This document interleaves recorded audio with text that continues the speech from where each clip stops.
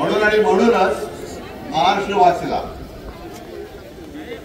आज जे काही उपटसुंब इकडे उभे राहिलेले आहेत बाकीचे सगळे एकूणच मी भारतीय जनता पक्षाला विचारतोय, मिंद्याने तर सोडून द्या, ते गद्दारच आहे। आज काही त्यांनी जाहिराती केल्या, त्यांना एकच प्रश्न विचारायचा आहे की जेव्हा संपूर्ण महाराष्ट्र कोरोनाशी लढत होता त्यावेळेला भाजपच्या महाराष्ट्राच्या युनिटनी सुद्धा महाराष्ट्राला पैसे नव्हते दिले, तर पीएम केअर फंडला पैसे दिले होते। हे तुमचं महाराष्ट्राचं प्रेम। महाराष्ट्र तळमळत होता, औषधं मिळत नव्हती, ऑक्सिजन मिळत नव्हता, हॉस्पिटल्स मिळत नव्हती। आपण संपूर्ण ताकदीनिशी लढत होतो तेव्हा सगळे भाजपवाले पीएम केअर फंडाला पैसे देत होते। आणि घोटाळा म्हणजे एवढा घोटाळा आपल्यावरती आरोप करताना त्यांचा एक उमेदवार तिकडे पश्चिम महाराष्ट्रात उभा आहे, त्याच्यावरती आरोप आहेत, हायकोर्टाने ताशेरे मारले, गोरे त्याचं नाव। मृत व्यक्तींवरती ते जिवंत आहेत असं दाखवून उपचार केले आणि त्याचे पैसे हडप करणारा हा भाजपचा उमेदवार। माझ्याकडचे उमेदवार बघा ना, इकडे लीनाताई आहेत, नितीन तर तुमचाच आहे, आपलाच आहे, तिकडे मनोहर भोवीर आहेत, तिकडे स्नेहल जगताप आहे, मरे प्रसाद भोवीर आहे। हे सगळे हाकेला कधी तुम्ही हाक मारा, हाकेला ओ देणारी माणसं आहेत, धावून येणारी माणसं आहेत। मी मुद्दामून इथे आलो कारण मला गद्दाराला गाळायचंच आहे, कोणत्याही परिस्थितीत गाळायचं।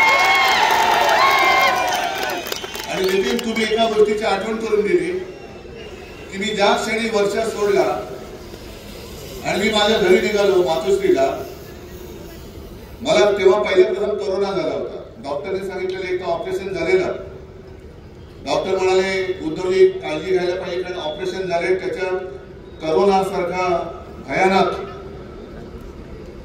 जो काही आजार आहे तो झालाय, तुम्ही जनतेत जाऊ नका। म्हटलं जनतेत जाणार नाही तर कुठे जाणार? मी निघालो, एका क्षणात वर्षा सोडल्या आणि मी मातोश्रीकडे निघालो। रस्त्यात तोबा गर्दी होती, अनेक जण आज सुद्धा मला सांगतात की उद्धवजी त्यावेळेला आमच्या घरातले सगळेजण रडत होते, आम्ही कोणी जेवलो नाही, आम्ही त्या रात्री झोपू शकलो नाही।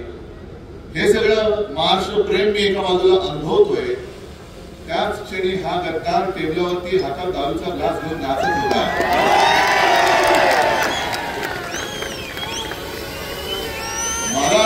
माझा व्यक्तिगत काही नाही, माझं काय व्हायचंय तुमच्यासाठी होईल, पण गद्दारी सेलिब्रेट करणारा हा आपला आमदार होऊ शकतो। बाकी दादागिरीचं माझ्यावरती सोपवत होती, तुम्ही इथून नितीनला निवडून द्या, याला सांगतो तुला कधी पुढे नाही पाठवलं ना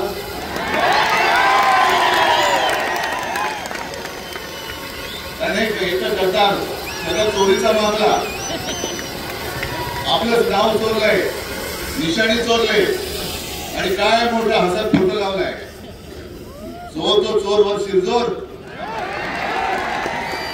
ही मस्ती ही उतरवायची नाही तर काय डोक्यात घेऊन फिरवायची। इकडे बाकीची जी काय कामं आता नितीन दादा तुम्हाला सांगत होता, 5 वर्ष आमदार होता, 2.5 वर्ष मी मुख्यमंत्री होतो, माझ्याकडे एकही कुठल्याही विकासाचं काम घेऊन आलं नाही।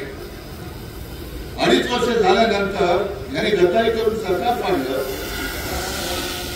खोके घेऊन तिकडे गेला, म्हणजे जनतेला धोके आणि स्वतःला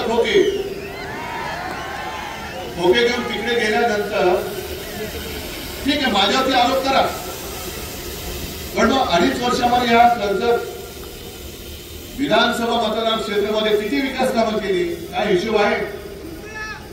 कॉन्ट्रॅक्ट खूप दिली गेली संपूर्ण महाराष्ट्रभर, जिथे जिथे गद्दारी झाले तिथे तिथे मी पाहतोय कॉन्ट्रॅक्ट खूप दिले गेले, पैसा दिला गेलाय, सरकारच्या तिजोरीतून पैसा दिला गेलाय, पण तो खालपर्यंत आलेलाच नाही।